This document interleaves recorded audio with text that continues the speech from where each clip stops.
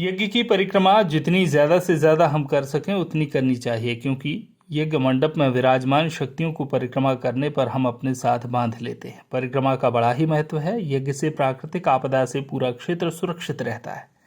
सेवा आश्रम के गुरुजी ने बिना किसी नाम की चाह के जन कल्याण का कार्य लगातार किया। हजारों की संख्या में निसंतान दंपतियों की यहाँ संतान सुख और अनेकों रोगों से मुक्त कराकर लोगों को आज स्वस्थ रखा है। भगवान की जब असीम कृपा होती है तब हमें ऐसे संतों के दर्शन होते हैं। यज्ञ का बड़ा महत्व है। त्रेता युग में राजा दशरथ ने से संतों ने गुरुजनों ने यज्ञ के दौरान राक्षसों के द्वारा बाधा उत्पन्न की जाती थी। उस समय राम लक्ष्मण को मांगा था। तब राम और लक्ष्मण बहुत छोटे थे, लेकिन राजा दशरथ ने यज्ञ की रक्षा के लिए अपने पुत्रों को गुरु सेवा में पहुंचाया। विभिन्न प्रकार के यज्ञ हमें सुख प्रदान करते हैं। यज्ञ के द्वारा पर्यावरण की शुद्धता, तन मन की शुद्धता होती है। यज्ञ में दी जाने वाली आहुति देवताओं का भोजन होती है। भारत भूमि संतों की भूमि है, जहां संत महंत के द्वारा लगातार पूजन किए जाने से हम सुरक्षित हैं। 22 से 28 मार्च तक विश्व शांति और महामारी निवारणार्थ जन कल्याणार्थ विशाल पंचकुंडात्मक श्री राम महायज्ञ प्रतिदिन चल रहा है। बड़ी संख्या में उपस्थित जनसमूह परिसर में परिक्रमा कर रहे हैं। 31 मार्च को नवंबर में होने वाले 1.25 लाख दीपदान के दिव्य अनुष्ठान के लिए भी बड़ी संख्या में श्रद्धालु आश्रम परिसर पहुंचकर दीपदान के कार्य में अपना पंजीयन करा रहे हैं। प्रदक्षिणा करने से उस मंडप में, उस स्थान में रहने वाली शक्तियां, उन्हें हम अपने साथ बांध लेते हैं। और इसलिए जितनी प्रदक्षिणा आप करेंगे, इस यज्ञ भूमि पर उपस्थित समस्त देवी देवता आपके साथ बन जाएंगे। मैं ये कामना करता हूं कि इस यज्ञ से क्षेत्र में सुख, शांति, समृद्धि मिले। निश्चित ही भगवान की कृपा है, संतों का आशीर्वाद है, मां नर्मदा की असीम अनुकंपा है कि इस बार प्राकृतिक आपदाओं से हमारा क्षेत्र सुरक्षित रहा। और भगवत प्राप्ति के लिए हम सब कुछ न कुछ यत्न करते हैं, लेकिन पूज्य महाराज जी ने कई निसंतान दंपतियों को संतान का सुख दिया है। हजारों लाखों मरीजों को, विभिन्न बीमारियों से घिरे हुए लोगों को जीवन दान दिया है। और सबसे बड़ी बात यह है, बिना किसी नाम की चाहत में उन्होंने ये सब किया है। और संतों की यही प्रवृत्ति होती है कि वो नाम और प्रचार प्रसार से दूर रहकर केवल जन कल्याण के लिए, समाज को प्रेरणा देने के लिए निरंतर काम करते हैं। ये देवी कार्य है।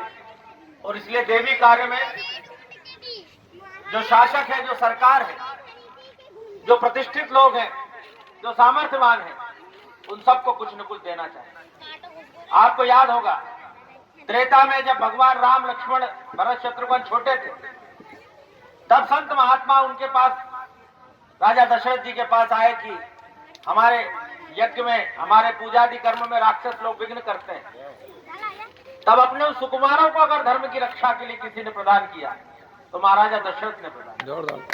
इसलिए जिस राजा के राज में धर्म निर्बाध रूप से धार्मिक क्रियाकलाप संपन्न होते हैं, वहां सुख रहता है, शांति रहती है। जहां मंदिरों की घंटियों को बंद किया जाता है, जहां धार्मिक आयोजनों पर रोक लगाई जाती है, वो समाज और राष्ट्र एक दिन नष्ट होकर रहता है। इसलिए धर्म के इस कार्य में पूज्य गुरु जी के सानिध्य में जो यज्ञ यहाँ पर चल रहा है, उसमें सब अपने हिस्से का कुछ न कुछ अवश्य दीजिए। आपकी सेवा यहाँ पर कभी निष्फल नहीं जाएगी, क्योंकि ये बहुत पवित्र कार्य है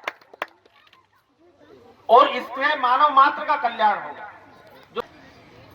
इसलिए मैं आप सबसे प्रार्थना करता हूं कि इस यज्ञ नारायण को संपन्न कराने के लिए सभी अपना योगदान दें। पूज्य गुरुदेव नर्मदा जी पर 1.25 लाख दीपों का दीपदान का कार्यक्रम भी रखा है। मां नर्मदा में दीपदान करने की परंपरा बहुत पुरानी है और इस बार 1.25 लाख दीप हम वहां पर प्रज्वलित करेंगे। मैं ऐसा मानता हूं कि जब कोई व्यक्ति जन कल्याण के लिए संकल्प लेता है तो ईश्वर स्वयं उसके संकल्प की सिद्धि करता है। क्या बात है, जय हो। इसलिए आपके संकल्प में न कोई व्यवधान आएगा, न किसी संसाधन की कमी आएगी, क्योंकि आपका उद्देश्य बहुत पवित्र है। और संतों की सिद्धि यही काटे परम कलेश है। संतों के चरणों में जाने से व्यक्ति का महान दुख भी कट जाता है। और हम सब सौभाग्यशाली हैं कि हमारे पास ऐसी देव मूर्ति उपस्थित है। भगवान भी जिनके चरणों में झुक जाते हैं वो संत होते हैं। इसलिए आपको पता होगा,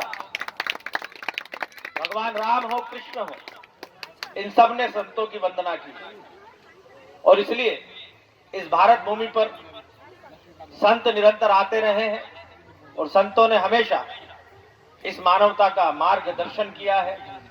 मैं अपनी ओर से इस धार्मिक आयोजन की सफल संपन्न होने की मंगल कामना करता हूं और सभी आयोजन समिति को जो यथासंभव मदद इस आयोजन को भव्य से भव्यतम बनाने में होगी वो अपनी तरफ से करूंगा।